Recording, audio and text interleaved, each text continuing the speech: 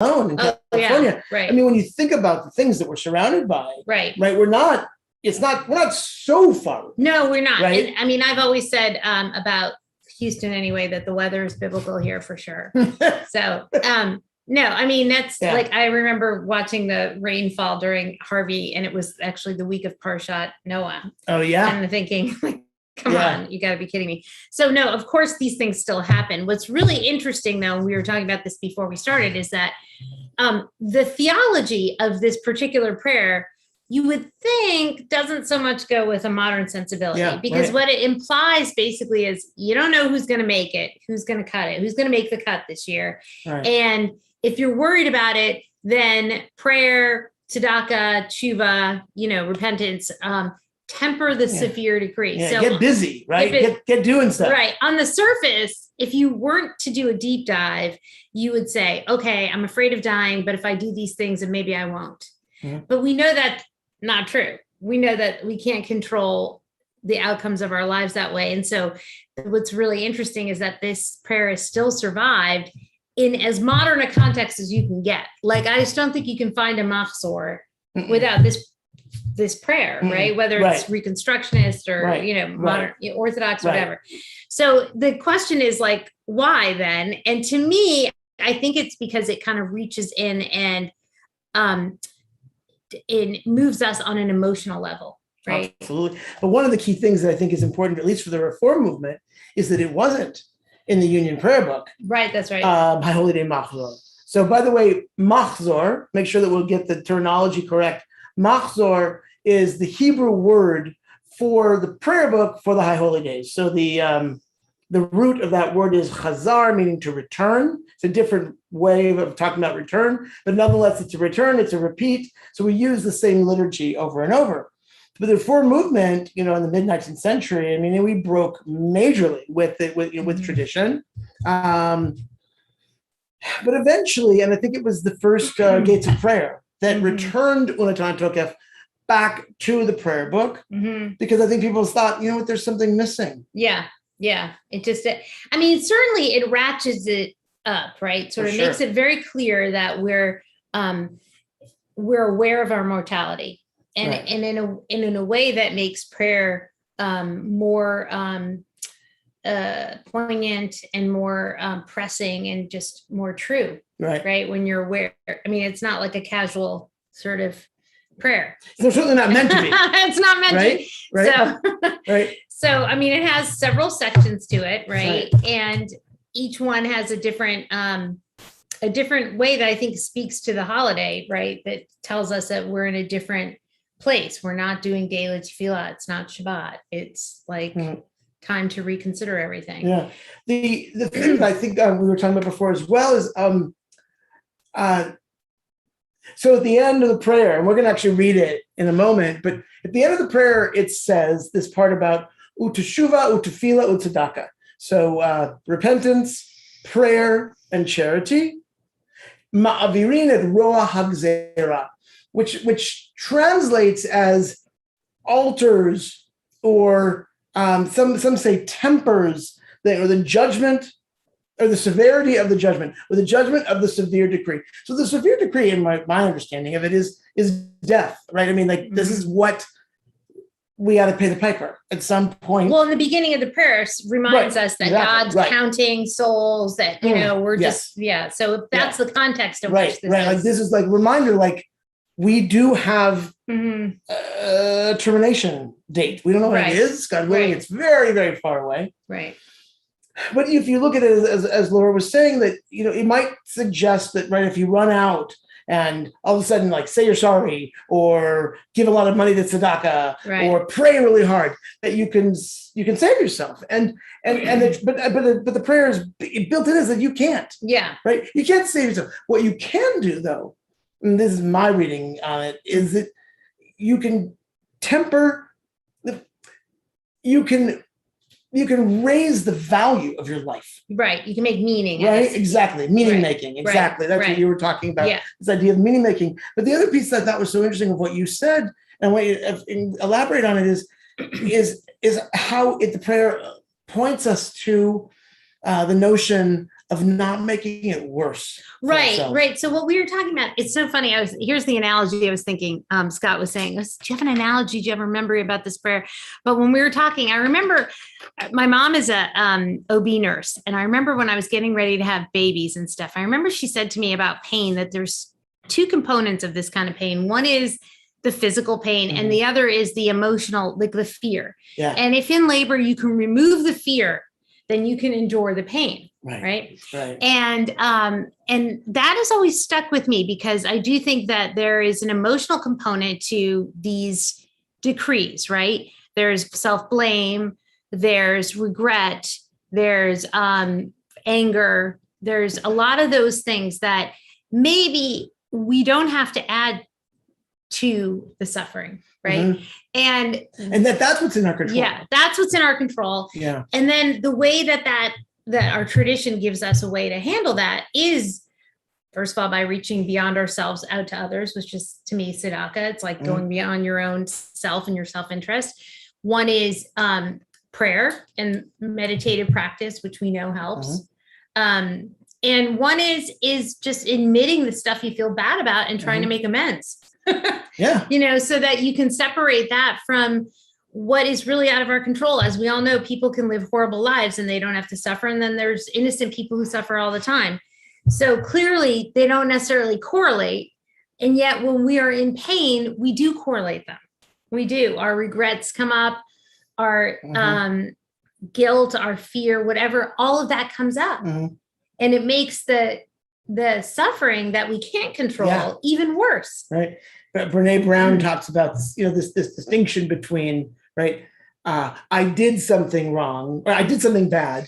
Yeah. But I'm not bad. Right. Right. I did something wrong, and therefore I am guilty. Yes. But I'm not wired for this. Right. And then I may as well just give up. Right. Right. Because I really can't overcome the things that I've done. Right. Which on some level is a combination of either buying, some might say it's actually buying into evil. And I think others it's just about victimhood.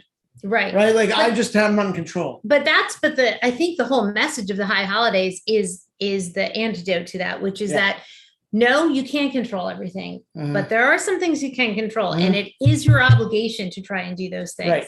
Right. It is your obligation to look at yourself and to try and do better. Right. It is. Yeah. But while acknowledging that there's many, many things out of your hands. And I mean, that sort of I think that's what this particular prayer encapsulates. Yeah. I mean, it sort of closes with, we're all, ashes to ashes, dust to dust, which is that, I have this friend at school. Oh my gosh, I can't believe he has an app called We All Croak. I'm not joking.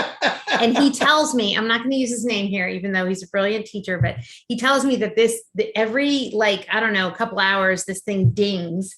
And it reminds you that you have an expiration date. Oh, wow. And it has some piece of wisdom.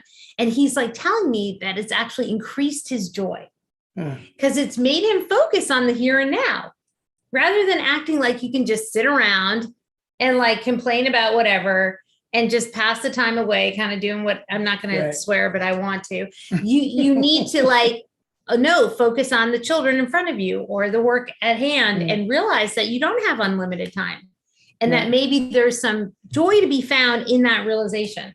I want to add to that because I think it's so important because in the text, one of the things that's always grabbed me the most isn't actually the who shall live and who shall die part, but is the idea in the first paragraph in the middle, which we'll come back to when we read. But in truth, it's telling God, in truth, you are the court, judge and prosecutor, expert witness, scribe, bearer of the seal, enumerator, the one who calls to account.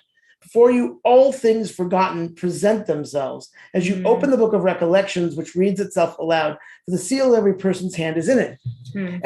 And for many, many years, I read this part and I thought, my first, not that it was bad, but it felt like it was a Big Brother is watching. Yeah, can we edit some stuff out of my life? Yeah, exactly right. Could you edit some of that? Right. Does it all have to go in? But then I thought, well, what if you turn it on its head? And it's not, it's our obligation to do this work.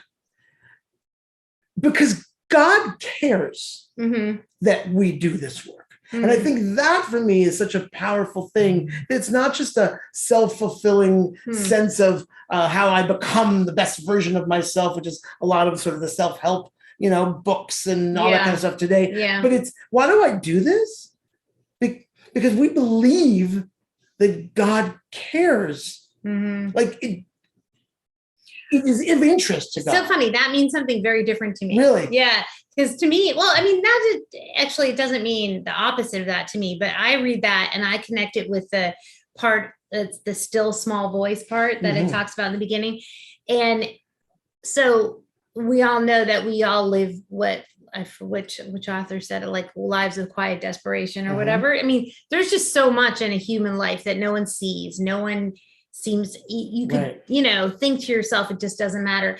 And this says, no, it all matters. Yeah. Like there is a book of recollection. It all matters. Right. It is the story of your life, and the story of your life means something. Yeah. Right. And so when I hear the still small voice thing, I guess I think of a profound loneliness, which, I mean, I don't want to start to quote like Soloveitchik or whatever, but but I do, that story, that's a reference to Elijah and how Elijah ran away after he did a big screw up, which was he lost his temper with his people and he killed a bunch of them. And clearly he thought God is going to be pissed about this. And so he went to climb Mount Moriah or Mount Sinai or whatever. And there was like, raging thunder and lightning, nothing happens to him. There's hail, there's wind, there's all these things. Gets to the top of the mountain, everything's quiet, and he hears the still small voice of God, which to me is about what it means to be quiet with your own conscience.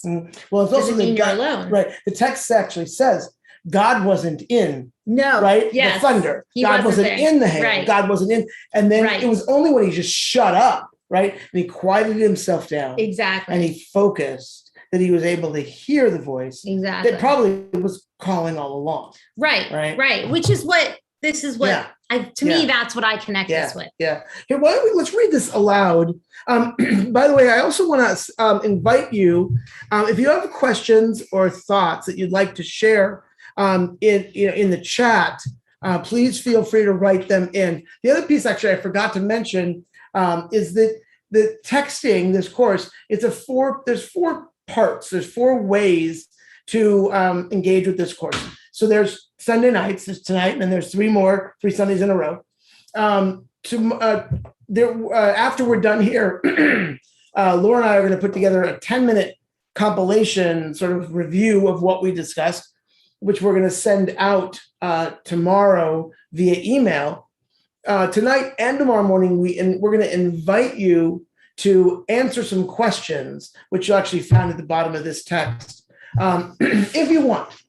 So if you'd like to take notes, if you'd like to write something, I very much want to see, I'd love to be able to include your words in different ways in different parts of our High Holy Day services. Anything that would be shared anonymously, and we wouldn't do it without your permission. But I think that if COVID's taught me anything, if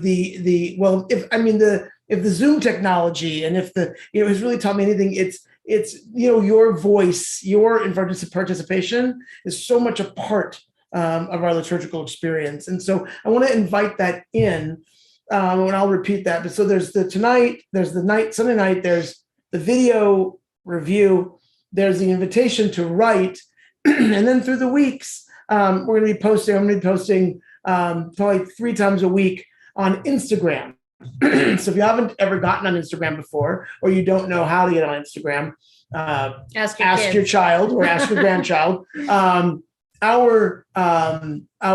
will you put it into the text? Our Instagram address is just at congregation, the @ congregation Shma Koleinu on Instagram. And if you go to us and then you like us, so you follow us.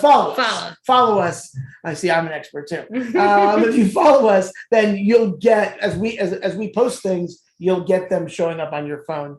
And we'll invite comments as well. But we do invite you to write into the chat if you have questions or whatever.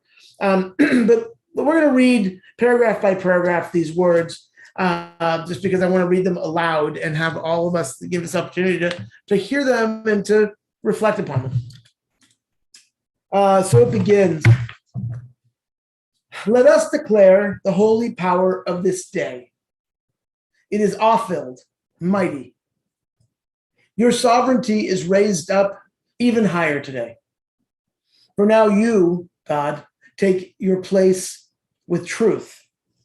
For your throne is based in love, which you sealed into the covenant you made with those who came before us. In truth, you are the court, judge and prosecutor, expert witness, scribe, bearer of the seal, enumerator, the one who calls to account. Before you, all things forgotten present themselves. As you open the book of recollections, which reads itself aloud, for the seal of every person's hand is in it. Behold the day of judgment. The hosts of heaven are to be arraigned in judgment. All who have come into the world move on before you, one by one, like a flock of sheep, as a shepherd gathers the sheep, moving them on beneath the staff.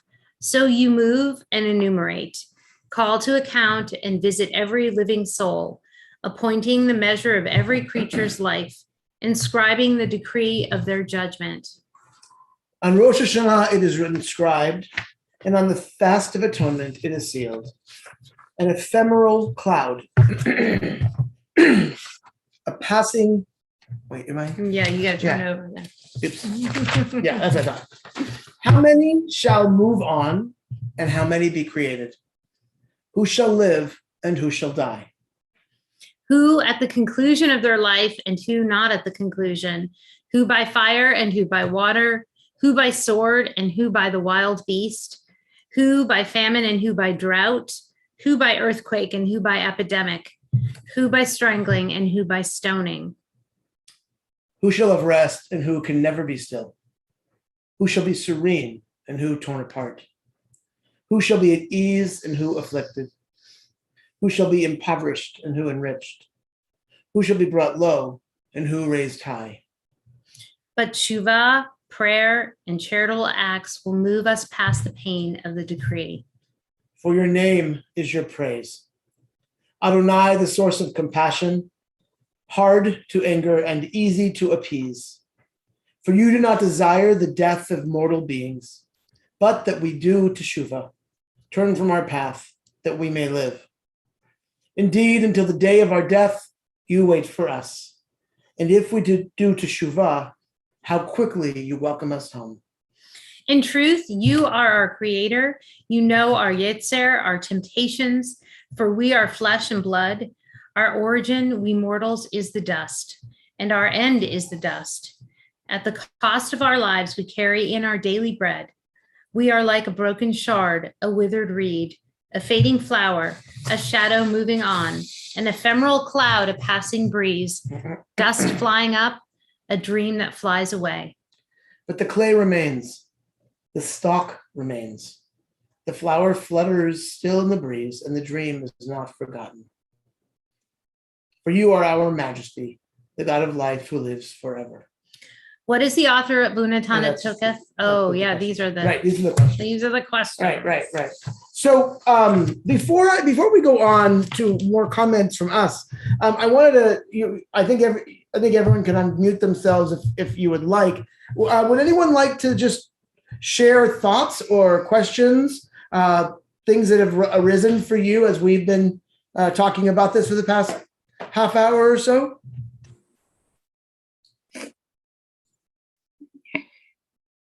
Did somebody unmute themselves? Marty? Yeah. Yeah. I'm not sure why, but I've read the words, who shall live and who shall die and everything that goes before and after it many times, given my age. And when I heard you read them this time, I realized that my father. You're muted. Marty, you're muted. I'm sorry, I thought I had unmuted. You realized your father. When you're muted again.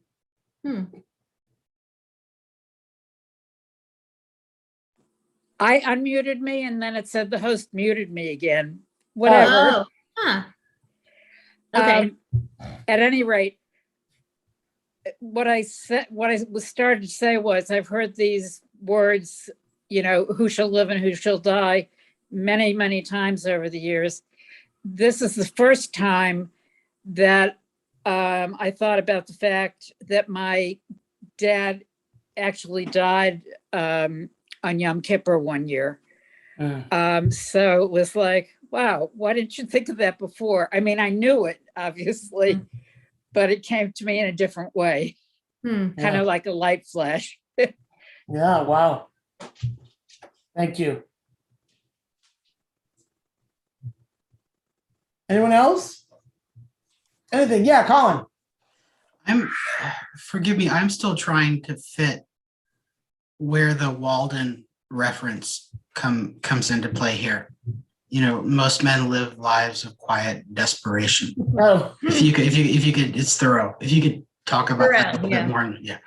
Well, what I meant by that is that what I thought that line meant, but I'm not a throw expert, even though I'm from New England. Just wanted to say that, put that out there. Is that I think it means that our lives are filled with a lot of hardship that other people don't necessarily see. I think that everybody on some level has to contend with the loneliness of the existential loneliness of being a human being, which means that you can't make your insides completely and totally known to the outside world at all the times. You know what I mean? Like that the condition of being human is to try and make ourselves known to other people or to God or whatever. And so I think that condition is one that invites us to have prayer in our lives. Actually, I think that's one of the antidotes to that existential loneliness, at least for me. Yeah. No, I agree. I think that or the nature would be for that group of poets, interestingly enough, right. and that poem, I said, Piece of Wild Things. I just yeah, right. Yeah. I was saying earlier that I imagine some of you probably heard or have read the teachings of Sharon Salzberg, who was one of the probably most prominent American teachers of Buddhism, which, by the way, every American teacher of Buddhism was born Jewish. It's just unbelievable, but it's really incredible. But Sharon Salzberg talks a lot about the alleviation of suffering, and which is sort of a very elemental piece of Buddhism. And you would think that Judaism seems to be in total embrace of suffering. Mm-hmm. But I think that this Laura's reference and this prayer, part of it is this trying to alleviate ourselves of suffering, because it's I think we were talking about before, it's one thing to be mortal. It's one thing to be vulnerable to the vicissitudes of life and the accidents of life and the challenges of life. But the story of, this happened to me because I deserve it, right? This happened to me because I messed up this way or that way, and this is God's punishment. I don't believe that God operates like that. I don't think that God is vengeful. I mean, at least the way our description of God, right, in our prayers anyway, that God is slow to anger. It says it right here. God is slow to anger, ready to forgive. And I love this image of God waiting for us. Waiting for us to turn. Yeah. Right. Waiting us to engage in teshuvah. Right. Well, it's funny because I think, I don't want to preclude anybody else from speaking. So why don't we do that before? Because you have two rabbis, we could go on forever. Yeah, really. But we won't, I promise. Any thoughts? I did want to recognize Jerry in the chat. She wrote fear of death. I absolutely, Jerry. I think that there's so much what drives where these holidays, where these observances come from. Yeah. Right. It's about managing our fear. right? You know, and it's because we're not going to avoid it. Well, it's managing our fear, not the fear with the death. Right, exactly. That's why it keeps telling us, you know, yes, that we all are mortal. But I also think it's managing that unknown and that fear by saying there is a way to make meaning out of your life. Yes, right. And also managing it by putting it out there in a public way, like, because you could theoretically sit around your own house and say the same stuff, right? But but there is something I think deeply comforting about doing this publicly. It's like throwing out there, we're all afraid of death. We all don't know whether we deserved it or not, or deserve suffering or not. I mean, that is a human experience that is better shared, I think. Yeah, the other thing that I think is so interesting about the High Holy Days is that, you know, the liturgy is meant to shock us. Right. The liturgy is meant to grab Like us. It's meant to, like the shofar, exactly. It's meant to wake us up. It's meant to, you know, if we feel a little bit of fear or trepidation or anxiety from the liturgy. No, I don't want anybody passing out, right? But if we're feeling a certain intensity of fear, it's okay, right? It's okay because, as Jerry pointed out, and I think you would all agree, this stuff it's scary. It's anxiety provoking, and it does motivate you to make your life important, to invest in your life, and to not just sit around and exactly, and watch it sort of go by. Exactly. I want to talk just a moment about teshuvah, because teshuvah, it's this beautiful notion. I mean, it's really a powerful notion that our tradition understands. Our tradition says in multiple ways, God loves the one who has messed up, right, and made teshuvah, right, more than the one who's never made a mistake. Right. I mean, that is so powerful. Right. Because it's one thing to say we're all human, we all mess up. Okay. We've all heard that. But then it's another step to say the mess up or the mistake is actually what makes you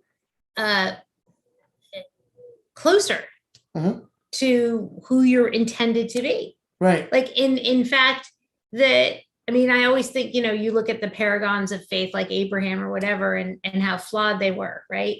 It's almost like, there's a great Hasidic statement that says, why does it say that the words of prayer are on your heart and not in your heart? Right. Why does it say on your, like, keep these words on my heart and not in my heart? And I forget which Rebbe who says, it's because God wants your heart to break. And when your heart breaks, that's when the words fall in to your heart. Right. There is that sense that you have to be heartbroken in order to have a meaningful connection with a higher power. And also, I think, to become more of the human that you could be, to flourish, really. Well, when you think about it, it's almost like, I have a son who has a master's in physics, so therefore I can, talk about physics. Not really. But it's almost like physics in the sense of, if the physical existence, right? Like, if you're perfect, and so you're therefore, super close to God, right? If your whole life you're like, this is God and this is you, and you're just, you're just along for the ride, how will you ever know what this closeness means? If you don't ever have distance, right? And so I think perspective, like that to me, and so this idea of it is the heartbreaking parts of our lives, that give us the greatest potential, for reconnection, right?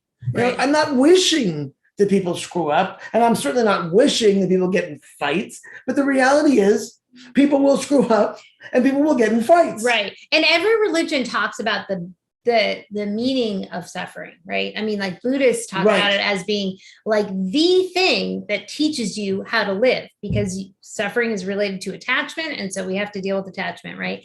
A Christian would say that suffering brings us closer to Jesus, because that's what happened to Jesus, right? so I mean, suffering in and of itself is such a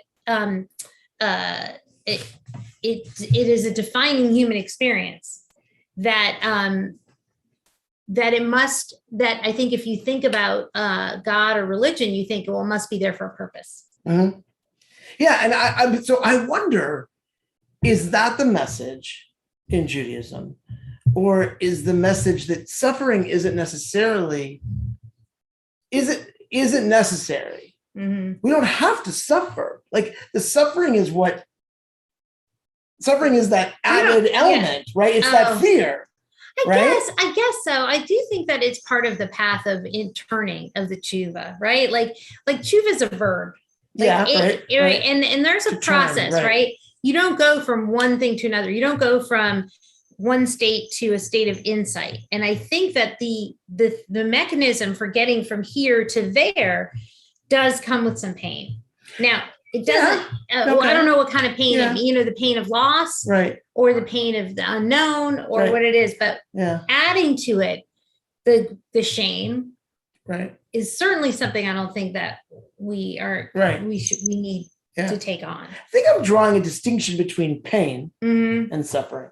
Yeah. Right. Okay. I think pain is something that's going to happen. Okay. It's going to happen to us. We're going to have physical pain. We're also going to have pain of broken heart. Right. Pain of broken expectations. Pain of disappointment. Right. That's all suffering pain. Is different. Right. Right. But I think the suffering for me is that extra part of, yes, you're hurting and you deserve it. That's I think the part shame. that we reject. Yeah. Right. So obviously there's a lot in just this prayer. Now we offer this prayer twice, not 4 times, during the Amidah of the High Holy Days. We offer it during Rosh Hashanah morning and Yom Kippur morning. And this, that is this time of reflection, this time of focus, this time of really, asking ourselves, what are we afraid of? What are we most afraid of? And what can we do that can alleviate the suffering, but also, I think I love what you're saying about meaning making, right? And when we think about there's lots of different ways, and I'm sure you can come up with more than 3 of, repentance, prayer, and charity, but there's a lot that can fall into those categories. Yeah. I'd like to ask you all if you would, actually, let's read these questions aloud. I really invite you to write something, and feel free in it to say, yeah, in theory, if it works in something in services, you can use this, or anything that's offered publicly will be offered anonymously. And you can say, I want to share this with you. Please don't share it publicly. That's fine too. And if you want to think about it and it occurs to you tomorrow or in, 28 days, whatever, but I want to welcome you to write on this, because I promise you, if you write it, we will read it with no question. And you can just email it to me, Rabbi SHW at cskhouston.com. And again, no obligation, but we want to invite you, to write and share your thoughts and share your ideas. Are there any, I promise this would be just 45 minutes, so we have about 3 or 4 minutes left. Any closing comments or closing questions that you might want to share with the group?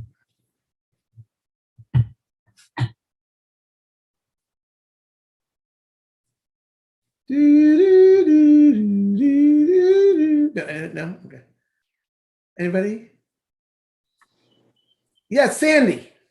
Well, just briefly, I find this very beneficial just to open it up, to start the process of what we're trying to accomplish.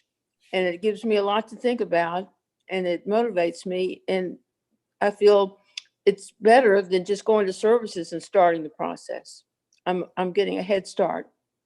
Yes, that's the month of Elul, right? The month of preparation. Thank you, Sandy. Lynn? Yeah, I loved this as well. But what stuck with me was Rabbi Laura's story about Elijah and the lightning and thunder and going up to heaven and the still small voice within, because that's what we're all trying to do at the high holidays, is sort of get in touch with who we are so we can hopefully move on to the next year. Mm-hmm. Absolutely. Yeah. Exactly. We live in a loud world with lots of people screaming that they're right. And I think that for me, that's one of the most important pieces of meditation and prayer, is trying to just quiet out, close out the noise, and just become curious of, well, what's arising for me, right? What's true to me, right? And Rav Kook would actually go so far as to say that still small voice is God. Right. Right? That is the divine, that Tselem Elohim within us. And so that's incredibly powerful. Yeah, thank you, Lynn. Are there others who might want to share their thoughts? I just got what you just said true to me, because so many people take it wrong. They say, oh, if I don't do it this way, I'm not doing it right. But whatever you feel is true to you, to yourself, and God is your conscience. And the Union Prayer Book, I mean, as a child, I remember reading that and I thought, oh my God, God is talking to me. No. I mean, I had this fear of, like, oh, he hears me. But that was when I was a child. Right, but that was Rabbi Khan. Yeah, you had Rabbi Khan. That's right. That's true. He was like God. I think he was. I think he's part God. Anyway, just the true to me is, you have to be true to yourself. Yeah. And you don't have to worry about doing it wrong or doing it the right way. It's whatever way you think is for you, not right or correct or wrong or indifferent. That's all. Well, and I think, Joan, you've been coming so often to, 10 at noon and 3M and, getting into meditation. I mean, the act of being willing to say to yourself, what do I think? What do I believe? Mm-hmm. Right? Is I don't think something that everybody feels invited to do. No, I think a lot of people spend a lot of their time thinking about what others think of them and what measures of success or correctness are out there. Yeah. And I think it is the sign of maturity, right? Is to somehow quiet that, acknowledge it, say thank you very much, but now I have to figure out what's right for me. Right. Right. I mean, this doesn't mean it's not about closing out others. No. Right? It's not about the possibility that you could be wrong. Right? I mean, we're all of us, and that's part of being human, right? Speak for yourself. Yeah, right. Okay, fine. Yeah, I know that I have a tendency to be wrong, and not Laura, Not me, but me, and that ability to hear others. I mean, I think there are wrong stances. I think there are wrong statements, especially those that attack others, that vilify others, that make that belittle others, right? That demean others. I mean, these are things that are not part of being, treating out somebody else. I mean, that's the challenge, right? That's like the ultimate challenge. We are created b'tselem Elohim, in God's image. And that freedom and that ability to become ourselves is totally unlimited until we have to recognize that we have to act in ways that allow everybody else to be that way as well. Right? So it's naturally it's like a limit. It's fixed. We can't just act however we want, but at the same time, trying to figure out what it is we really believe, right? What is really at our heart. That's what matters. Right. So, I want to thank Rabbi Laura Sheinkopf and all of you. If you enjoyed this and would like to send us your thoughts, or as I said, send it via emails, you can send them to me. I will share them with Laura, and I promise you they will remain entirely anonymous. If you wouldn't mind, I'm not promising that every word will be shared, but if you wouldn't mind them being shared, there may be a time during the high holidays when we do so. But please also share this with others. We'd love to have others involved, joining us on Zoom next Sunday night. But in the meantime, I wish you all a great, great week ahead. Thank you. And may your Elul be very, very rewarding and meaningful. Thank you, Rabbi Laura and Rabbi Scott. Thank you. Thank you. Thank you for Thank everything. you. It's beautiful. Enjoyed it. Good. Thank you both. Bye-bye.